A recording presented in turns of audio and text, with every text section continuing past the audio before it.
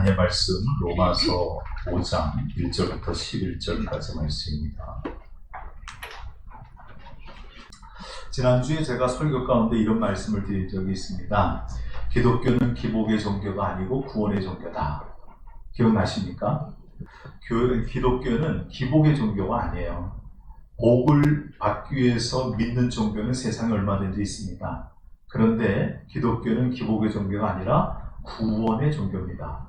예수 믿고 구원받고 하나님 믿고 천국 가고, 이게 우리 기독교만이 가지고 있는 독특한 특징이죠. 그래서 기독교는 기복의 종교가 아니라 구원의 종교다라고 얘기하는데, 구원받는다라고 하는 것은 하늘나라 간다는 얘기죠. 천국 간다는 얘기예요. 그러면 누가 천국에 갈 수 있을까요?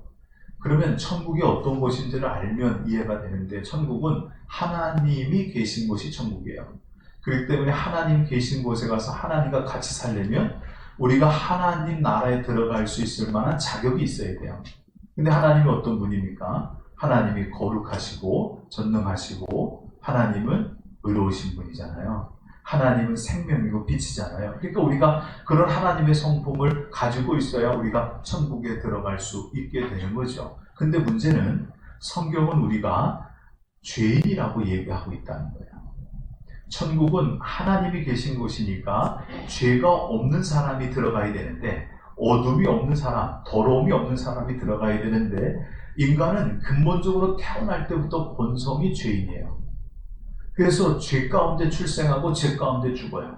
오죽했으면 의인은 없나니 하나도 없다라고 얘기했고, 모든 사람이 죄를 범하였으며 하나님의 영광에 이르지 못하였다라고 성경에 쓰고 있을까요? 모든 사람이 죄인입니다. 그리고 이제 문제가 한 게 생깁니다. 천국은 의로워야 들어갈 수 있는데, 천국은 죄가 없고 깨끗하게 들어갈 수 있는데, 그런데 세상 모든 사람이 죄인이니 천국에 들어갈 사람이 아무도 없어요. 그죠? 그러면 천국은 하나님만 계셔야 돼요.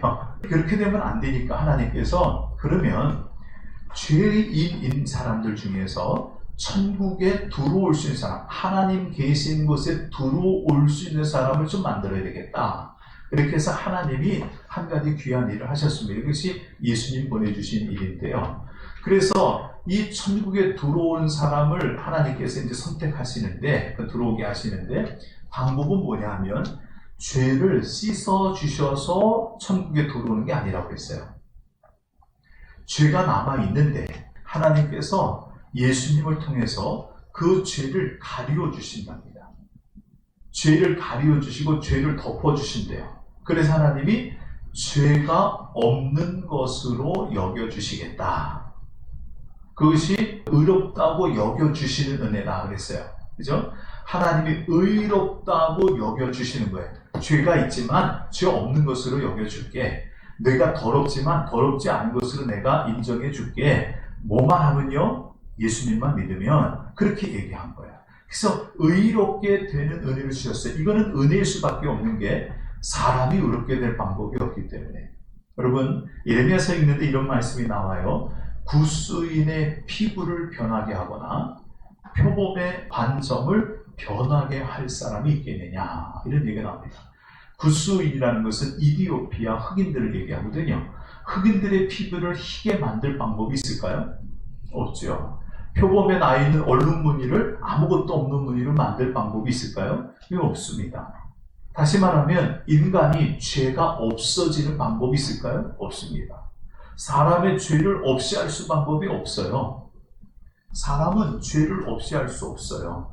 그런데 그 죄인이 의롭다고 인정을 받는 건 하나님이 거저 주시는 은혜인 줄로 믿습니다. 이 거저 주시는 은혜, 의롭게 되는 은혜 안에 들어가면 구원받는 사람이 되는데, 그러면 그 의롭다 하시는 은혜는 어떻게 받는 거냐? 그거는 믿음으로 받는 거다, 이렇게 얘기했어요. 믿음으로. 오늘 그 믿음 얘기를 좀 해보려고 합니다. 여러분, 우리가 하나님을 믿을 때 믿음을 제대로 가져야 됩니다. 왜냐하면 잘못된 믿음 가면 엉뚱한 데로 가니까요. 예를 들면요, 이렇게 생각해 볼 수 있어요. 일본에서 지금 후쿠시마 그 원전에서 냉각수로 썼던 그 오염된 처리수를 지금 바다로 방류하고 있습니다. 바다로 방류하는데 두 가지 사람이 나눠져 있어요. 한 쪽의 사람은 그 오염수를 필터로 다 걸러내서 다 처리하고 삼중수소만 걸러지지 않아서 그거는 물에다가 아주 많은 물에다가 희석을 해서 그 농도를 10개 해서 사람의 몸에 피해가 되지 않을 모습으로 내보내니까 과학적으로 문제가 아무것도 없다라고 얘기하는 사람이 있습니다. 이 한 부류의 사람이에요. 근데 한쪽의 부류의 사람은 과학적으로 문제가 없다고 그런다 할지라도 어차피 바다에 방류되는 건 삼중수소고 어차피 거기에 모여있는 삼중수소의 양은 정해져 있는 거니까 그게 아무리 희석된다고 해도 그것이 사람에게 영향이 있지 않겠느냐? 그거는 우리의 장래, 인류의 미래를 이제 망가뜨리는 일이 될 수 있다. 그래서 그걸 반대하는 사람이 있습니다. 자, 두 가지에 대한 경우가 있어요. 여러분은 어떤 사실을 믿습니까? 과학적으로 봤을 때 아무 문제가 없대요. 실제로 농도 조사해보면 아무 문제가 없대요. 그러는데도 불구하고 여러분 안 믿죠. 그러니까 여러분 안 믿으면 어떤 일이 벌어질까요? 이제 아마 여러분의 식탁에 생선이 거의 사라지게 되는 날이 올 거예요. 아마 여러분 죽을 때까지 못 드실 수도 있어요. 그걸 믿으면. 그런데 반대로 믿는다고 생각해보세요. 아, 과학적으로 봤을 때 얘기하는 것이 맞다고 했으니 과학을 내가 믿어야지 어떻게 막연한 감정을 믿냐.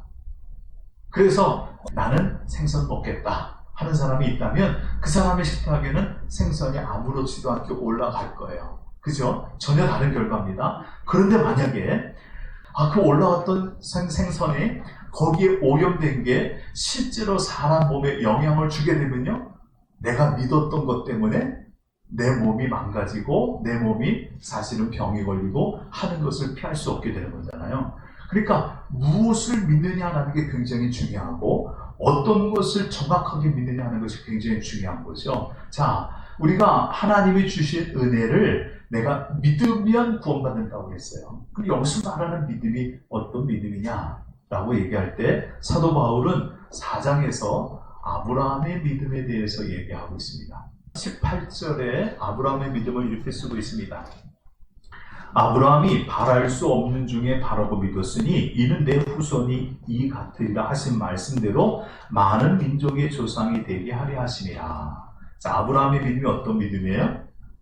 바랄 수 없는 상황에서도 그것을 믿는 믿음이에요. 자, 19절이요. 그가 백세나 되어 자기 몸이 죽은 것 같고 사라의 태가 죽은 것 같음을 알고도 믿음이 약하여지지 아니하고 그랬어요. 자, 이게 어떤 내용인지 제가 좀 설명을 드릴게요.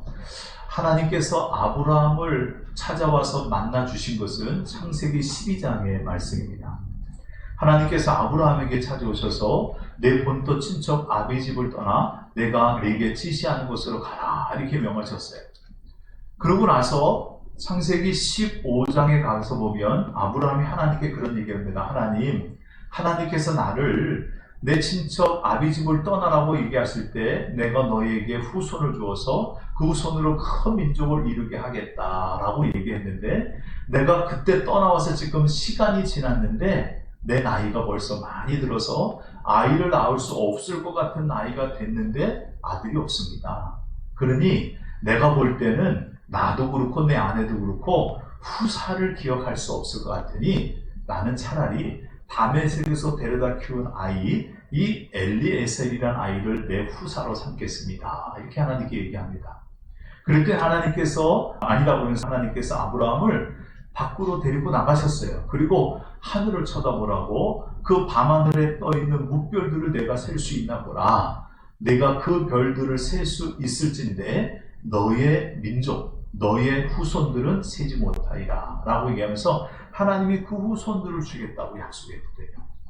그런데 이 얘기를 들었던 아브라함이 그것을 믿었다라고 얘기하고 아브라함이 그것을 믿음이 하나님께서 이것을 의로 여기셨다라고 창세기 15장에 쓰고 있어요. 그런데 하란을 떠날 때 창세기 12장에 하란을 떠날 때 나이가 아브라함의 나이가 75세예요. 그리고 시간이 지나서 창세기 15장에 내가 엘리에셀을 나의 아들로 삼겠습니다 했을 때는 이미 시간이 더 지났으니 적어도 80세 이상은 종명이 지났을 텐데 근데 하나님 그때 아들을 주겠다고 그럽니다. 그러니까 아브라함이 이거는 바랄 수 없는 일 같은 상황이에요. 그런데 믿었다고 그래요. 근데 더 놀라운 것은 그 다음에 15장에서 17장으로 넘어가면 아브라함의 나이가 99세 때 하나님께서 또다시 찾아오셔서 아브라함에게 내가 내년 이맘때 너에게 아들을 주겠다 이런 얘기를 합니다. 그런데 이 말이 가당치도 않잖아요. 여러분, 내년이면 100세예요. 아브라함의 나이 100세. 사라의 나이 90세. 아브라함이 얘기하기를 벌써 경수가 끊어진 지 오래됐다. 아이를 생산할 수 있는 여인이 아니다. 라고 얘기를 하는 그런 상황이 됐습니다. 그러니까 아브라함이 99세, 즉 자기 몸이 죽은 것 같고 사라의 태가 죽은 것 같음을 알았어요. 사실 자기는 아이를 낳을 수가 없다고 생각하고 그것은 불가능한 일이라고 분명히 알고 있었어요. 그런데 하나님이 내가 너에게 내년 이맘때 아들을 주리라 하니까 아브라함이 그것을 믿었다는 거예요. 그게 믿음이래요. 아브라함이 이 믿음을 의로 여기셔서 아브라함은 의롭다라고 칭해졌대요. 그러므로 우리가 하나님에 대한 믿음을 갖는다는 것은 바로 이 믿음을 갖는 것을 얘기합니다. 바랄 수 없는 중에 바라는 거예요. 몸이 죽은 것 같은데도 하나님이 아들을 주겠다면 주실 줄로 믿는 거예요. 그죠? 더 나아가서 17절을 보십시오. 기록된 바 내가 너를 많은 민족의 조상으로 세웠다 하심과 같으니 그가 믿은 바 하나님은 죽은 자를 살리시며 없는 것을 있는 것으로 부르시는 이시니라. 그렇죠? 아브라함이 어떤 믿음을 가졌느냐? 아브라함은 믿기를 하나님은 죽은 자도 살리시는 분이다. 없는 자도 있게 하시는 분이 하나님이다. 이걸 믿었다는 거죠. 실제로 아브라함이 하나님에 대한 이런 믿음을 실천한 적이 있었잖아요. 그죠? 하나님께서 아브라함에게 내 독자 이삭을 나에게 드려라. 제물로 드려라. 그랬어요. 그랬더니 아브라함이 이삭을 데리고 모리아 산으로 올라가서 그 아들을 묶어서 제단에 올려놓고 칼로 찔러 죽여서 제사 드리려고 했죠. 근데 히브리서 11장 가서 보게 되면 아브라함이 왜 그 일을 했느냐? 11장에 그런 얘기가 있어요. 하나님은 이 아들, 내가 칼로 찔러서 아이들을 죽여서 이 아들을 번제물로 드린다 할지라도 하나님은 죽은 자도 살리실 줄로 믿었다 라는 믿음이 있었다는 거예요. 이게 아브라함의 믿음이에요. 여러분이 어떤 믿음 갖고 있나 한번 물어볼까요? 여러분, 하나님이 죽은 자도 살리실 줄로 정말 믿으세요? 정말로요? 그럼 정말 죽은 자도 살리실 줄로 믿으세요? 그러면 아무리 봐도 할 수 없는 일인데 그걸 되게 만드신 분이 하나님이라고 믿으세요? 어떻게 믿으시는데? 성경에 써 있으니까요? 아브라함이 써 있어서 믿었을까요? 아브라함의 믿음을 생각해 보세요. 아브라함의 믿음은 어떤 믿음일까요? 아브라함이 어떻게 하나님을 이렇게 철석같이 믿을 수 있을까요? 여러분 한번 생각을 해보세요. 아브라함이 창세기 12장에 하나님을 처음 만납니다. 아브라함은 갈대아 우르 지역에, 하란이라는 지역에 이런 곳에서 자기 아버지하고 살던 사람이었어요. 그 지역은 갈대아 우르는 우상을 섬기는 사람들이 많이 살던 지역이었어요. 그런데 어느 날 하나님이라는 신이 아브라함을 찾아왔어요. 그리고 그 신이 아브라함에게 직접 말을 하기 시작했어요. 여러분 같으면 어땠을 것 같으세요? 아니, 우리가 하나님께 기도하는데 하나님이 우리 눈앞에 안 나타나시잖아요. 그죠? 네? 하나님이 내 눈앞에 안 보이잖아요. 하나님 내게 들을 수 있는 음성도 안 주시잖아요. 그래도 우리 기도하는데 여러분 하나님께 막 기도하는데 하나님께서 눈앞에 환상으로 정말 눈을 뜨고 있는데도 보이는 형상으로 하나님이 딱 나타났다고 생각해 보세요. 여러분 어떻겠어요? 아마 기도하다 말고 혼비백산하에 뛰쳐나갈지도 몰라요. 무서워서. 여러분이 기도하고 있는데 하나님이 우레와 같은 소리로 시내산에서 하나님이 강림할 때 그 산이 진동할 것 같은 그런 우레와 같은 소리로 하나님이 여러분들에게 여러분의 이름을 막 불렀다고 생각해 보세요. 어땠을 것 같으세요? 아마 무서웠을 거예요. 엄청 무서웠을 거예요. 아브라함이 그런 하나님을 만났다고 생각해 보세요. 근데 그 하나님이 아브라함에게 친히 말을 거시는 거예요. 그리고 그 하나님이 아브라함에게 내가 너에게 민족을 이루게 하겠다. 내가 너에게 땅을 주겠다. 내가 너를 복의 근원이 되게 하겠다. 하나님 약속하니 그 하나님이 엄청나신 그 신이 와서 말을 거는데 그 앞에서 아브라함이 어땠을 것 같으세요?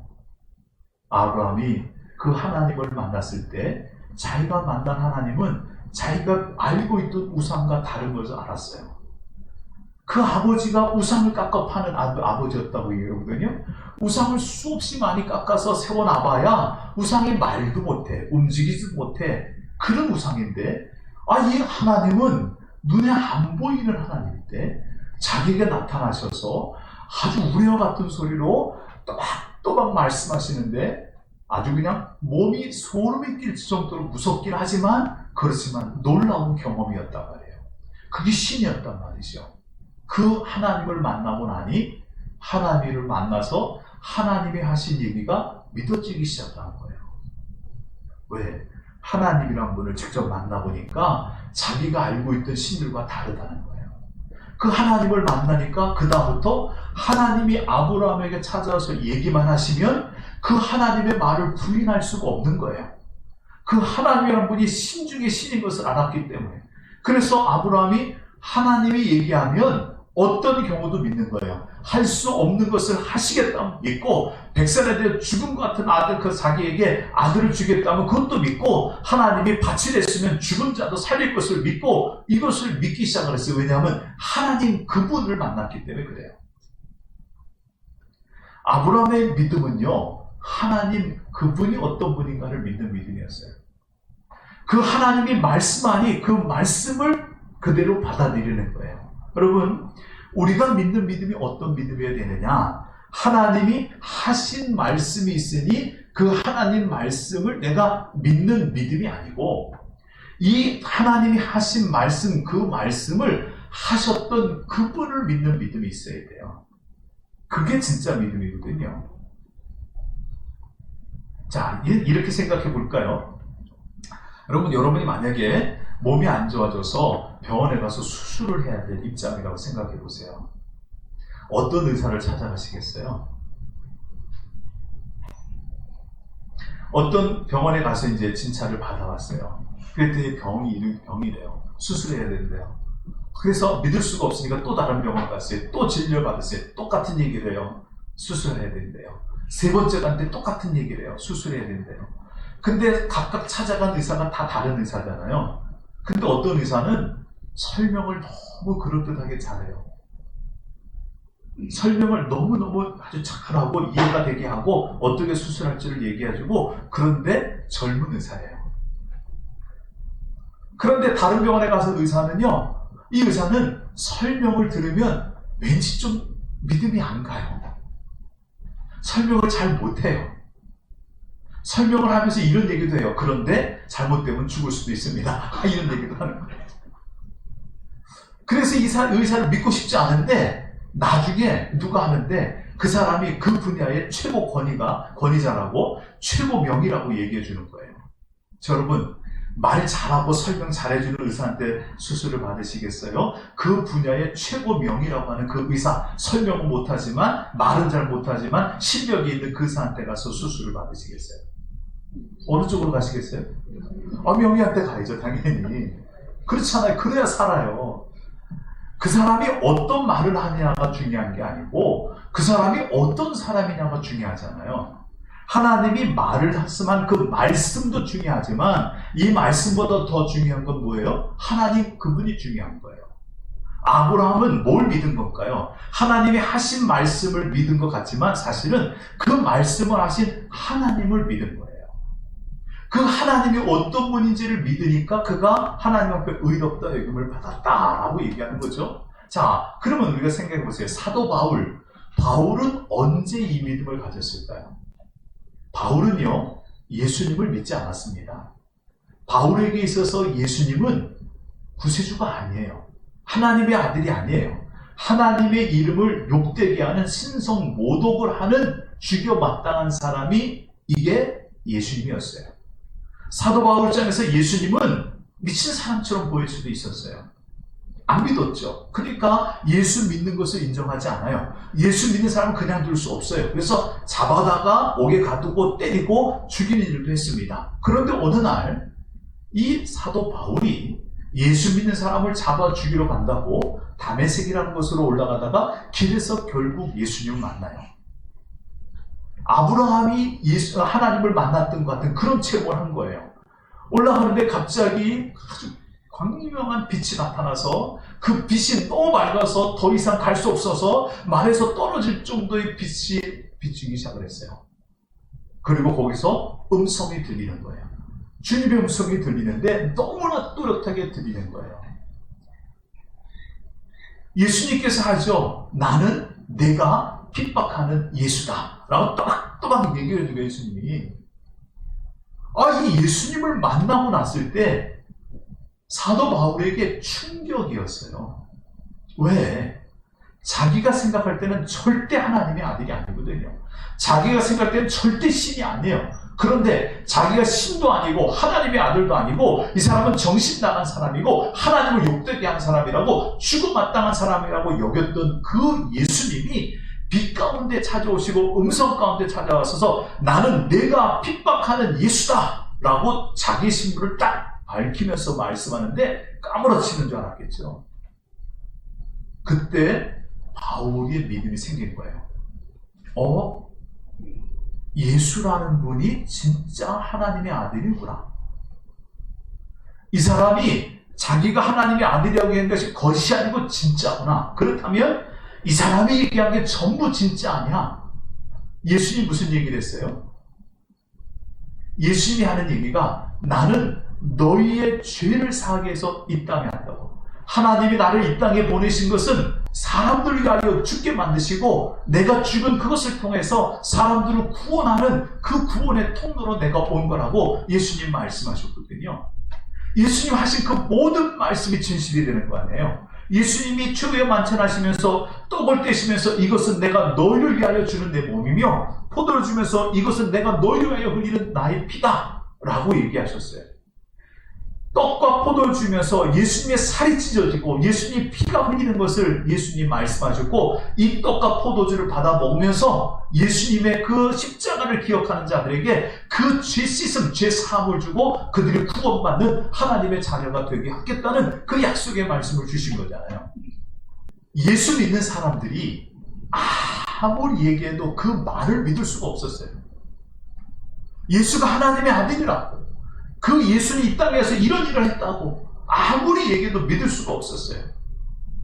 사람의 말 갖고는 믿을 수가 없었다고. 그런데 그가 그 예수님을 친히 만나고 나니까 예수님께서 하셨던 모든 게 믿어지기 시작을 했어요. 예수님이 하신 모든 말씀이 믿어지기 시작을 했어요. 그 다음부터는 그가 예수님이 하신 말씀 그대로 이방인을 위한 사도로서 평생을 살다가 그 예수님의 말씀을 전하다가 결국은 사형장에서 죽어갑니다.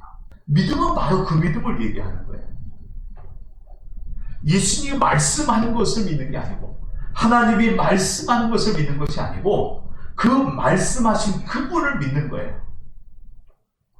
하나님이라는 분이 전능한 분이라는 것, 하나님의 분이 살아있는 분이라는 것, 그 하나님이 자기 아들 독생자를 우리를 위하여 이 땅에 보내주실 정도로 우리를 사랑하신다는 것, 이 하나님이란 분을 믿는 거예요. 예수님께서 이 땅에 오신 것이 하늘 보좌를 버리고 이 땅에 오시기까지 복종하며 순종하신 것이 우리의 죄를 사하기 위해서라는 것. 예수님의 십자가에서 피 흘려 죽으신 그 피 한 방울 한 방울이 결국 내 죄 때문이고 내 죄를 씻어주시는 보혈의 피였다는 것.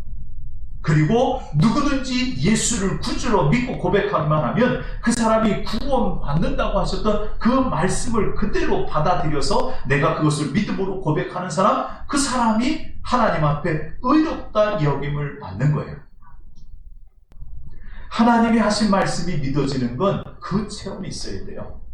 예수님이 하신 말씀이 믿어지는 건 그 체험이 있어야 된다고요. 이 체험이 있는 믿음이 있는 사람이 은혜에 들어가는 거예요. 그러면 은혜에 들어간 사람은 어떻게 될까요? 그것이 5장에 있는 말씀입니다. 여러분 5장에 있는 말씀을 좀 빠르게 설명해 드릴 테니까 한번 보세요. 그러므로 우리가 믿음으로 의롭다 하심을 받았으니 우리 주 예수 그리스도로 말미암아 하나님과 화평을 누리자. 이 믿음이 있는 사람은 이제 하나님과 원수된 관계가 아니에요. 하나님과 화평이 됐어요. 원수됐을 때는 하나님께 나아가는 길이 막혔어요. 화평하게 됐을 때는 하나님께 나아가는 길이 열렸습니다. 이제 은혜의 통로도 축복의 통로도 다 열리게 된 거죠. 하나님과 은혜로운 관계가 됐어요. 자, 그러니까 이제 어떤 일이 벌어질까요? 2절 보세요. 또한 그로 말미암아 우리가 믿음으로 서 있는 이 은혜에 들어감을 얻었으며 하나님의 영광을 바라보 즐거워하느니라. 그렇죠? 하나님의 영광을 바라보 즐거워한다는 건 하나님께서 나를 통해서 하나님이 계획하신 모든 일들을 다 이루실 줄로 믿고 내가 기뻐한다는 거예요. 하나님이 나를 택했으니 하나님이 계획이 있지 않겠냐는 거죠. 그 모든 계획을 이룰 때까지 나를 떠나지 않으신 하나님, 그분이 나와 함께 할 줄도 믿고 기뻐한다는 겁니다. 그래서 이런 고백을 하는 겁니다. 다만 이뿐 아니라 우리가 환난 중에도 즐거워하니 이는 환난은 인내는 연단은 소망을 이루는 줄 알미로다 그랬어요. 왜 고난을 당하는데도 기뻐할 수 있을까요? 왜 환난을 당하는데도 기뻐할 수 있어요? 왜 어려움을 당하는데도 기뻐할 수 있습니까? 제가 여러분 묻습니다. 여러분 환난을 당해도 기뻐하실 수 있으세요? 환난이 오고 연단이 오고 고난이 오고 기쁜 일이 아닌 슬픈 일이 오고 어려운 일이 오고 큰 일이 내게 계속 닥치는데 그래도 기뻐하고 그래도 즐거워할 수 있는 분 계십니까?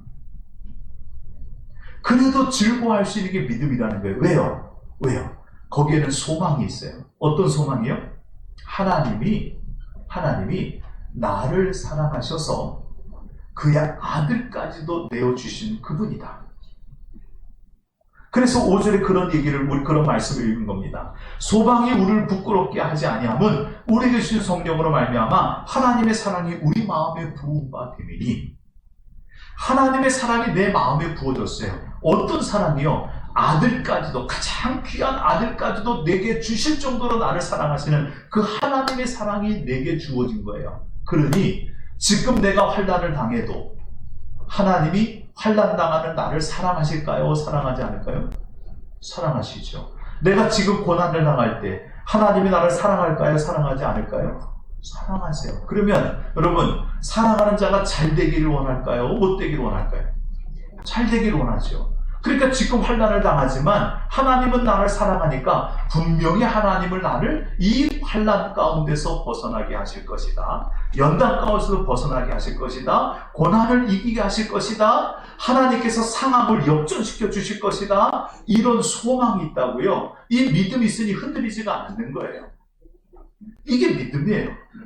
그래서 6절부터 보십시오. 우리가 아직 연약할 때 기약대로 그리스도께서 경건하지 않은 자를 위하여 죽으셨도다. 의를 위하여 죽는 자가 쉽지 않고 선의를 위하여 온감히 죽는 자가 꼭 있거니와 우리가 아직 죄인 되었을 때 그리스도께서 우리를 위하여 죽으심으로 하나님께서 우리에게 대한 자기의 사랑을 확증하셨느니라. 예수 십자가의 죽음을 믿는 것은 하나님이 나를 얼마나 사랑하는 것을 확인받은 사건이거든요. 그 하나님이 나를 그렇게 사랑했으니 그 다음에 우리가 소망을 가질 수 있는 거예요. 9절부터 보십시오. 그러면 이제 우리가 그의 피로 말미암아 의롭다 하심을 받았으니 더욱 그로 말미암아 진노하심에서 구원받을 것이니 곧 우리가 원수 되었을 때 그의 아들의 죽으심으로 말미암아 하나님과 화목하게 되었은즉 화목하게 된 자로서는 더욱 그의 살아나심으로 말미암아 구원을 받을 것이니라. 우리가 죄인 되었을 때도 우리를 사랑해 줬으니 이제 하나님과 화목된 우리가 되었으니 우리가 더더욱 하나님의 구원을 받는 자가 되지 않겠느냐라고 얘기하는 거예요. 그래서 로마서 8장에 고백이 나오는 겁니다. 여러분, 로마서 8장에 유명한 고백이 있는 거 아십니까? 이런 고백을 하죠. 내가 확신하노니 사망이나 생명이나 천사들이나 권세자들이나 현재일이나 장래일이나 능력이나 높음이나 깊음이나 다른 어떤 피조물도 우리를 우리 주 그리스도 예수 안에 있는 하나님의 사랑에서 끊을 수 없느니라. 그 어떤 것도 나를 하나님의 사랑에 끊어낼 수 없어요. 그래서 고백합니다. 그러나 이 모든 일에 우리를 사랑하시는 이로 말미암아 우리가 넉넉히 이기느니라. 하나님이 우리를 사랑하니 우리가 지금 연단을 당하지만 하나님 그것을 이기게 하실 것이 아니라는 거예요. 그래서 로마서 8장에 그런 말씀 나오지 않습니까? 하나님을 사랑하는 자 곧 그 뜻대로 부르심을 입은 자들에게는 모든 것이 합력하여 선을 이뤘다. 왜요? 하나님이 나를 사랑하기 때문에 지금은 앞이 안 보이는 깜깜한 어둠 같아도 하나님이 나를 사랑하니 나를 계속 어둠에 두실 것이 아니고 계속 나를 환난에 두실 것이 아니고 계속 나를 고난에 두실 것이 아니라는 거예요. 하나님이 나를 사랑하니 분명히 지금 상황도 다 합해서 가장 선한 것, 가장 아름다운 것, 가장 좋은 결과를 만들어내실 분이 바로 하나님이에요. 그래서 하나님을 제대로 믿는 믿음을 갖고 있는 사람은 소망이 있는 겁니다. 그 산 소망이 있는 사람은 부끄러워지지가 않아요. 하나님이 나를 택할 때 내 안에 계획하고 계신 모든 일을 내 안에서 이루기까지 나를 떠나지 않으실 줄로 믿기 때문에. 물론 내가 그 하나님을 믿고도 여전히 죄 가운데 있고 때로는 여전히 죄를 짓기도 하지만 그럼에도 불구하고 하나님께서 예수 그리스도의 피로 내 죄를 덮으셨기 때문에 내가 여전히 죄 가운데 있음에도 불구하고 내가 그 믿음만 갖고 있으면 하나님 그분에 대한 믿음, 예수님 그분에 대한 믿음만 갖고 있으면 하나님이 나를 결코 버리지 않고 천국에 들어가기까지 나를 통해서 역사할 것을 믿기 때문에 우리는 흔들리지 않는 자가 되는 것이고 요동하지 않는 자가 되는 것이고 그 소망을 갖고 나아가는 자가 되는 줄로 믿습니다. 이것이 믿음이에요. 여러분, 믿음으로 의롭다함을 받은 사람은 하나님과 화목하게 된 사람입니다. 믿음으로 의롭다함을 받은 사람은요, 소망을 가지고 사는 사람입니다. 믿음으로 화목하게 된 사람, 믿음으로 의롭다함을 받은 사람은 환난 중에도 연단 중에도 기뻐하고 즐거워할 수 있는 사람입니다. 왜냐하면 하나님이 나와 함께 하시고 나를 버리지 않음을 알기 때문에 그렇습니다. 그 하나님이 나를 끝까지 인도해 줄 것이기 때문에 그렇습니다. 우리가 가져야 될 믿음은 바로 이 믿음이에요. 이 하나님에 대한 믿음을 가져야 되는데 이거는요, 아쉽게도 제가 이렇게 목이 터져라 외쳐도 듣는 것 같고 생기는 믿음이 아니에요. 아브라함이 하나님을 만났듯이 사도 바울이 그 예수님을 만났듯이 우리가 직접적으로 그분을 만나는 체험을 해서 내 마음으로 믿어져야 그것을 믿는 거예요. 이게 믿음이에요. 믿음은 우리가 단순히 확신하는 것이 아닙니다. 믿음은 단순히 내가 신념을 갖는 것이 아닙니다. 간혹 우리가 믿음을 이렇게 착각합니다. 시험 보러 가서 그런 기도를 해요. 하나님, 믿는 자에게는 능치 못함이 없을 줄로 믿습니다.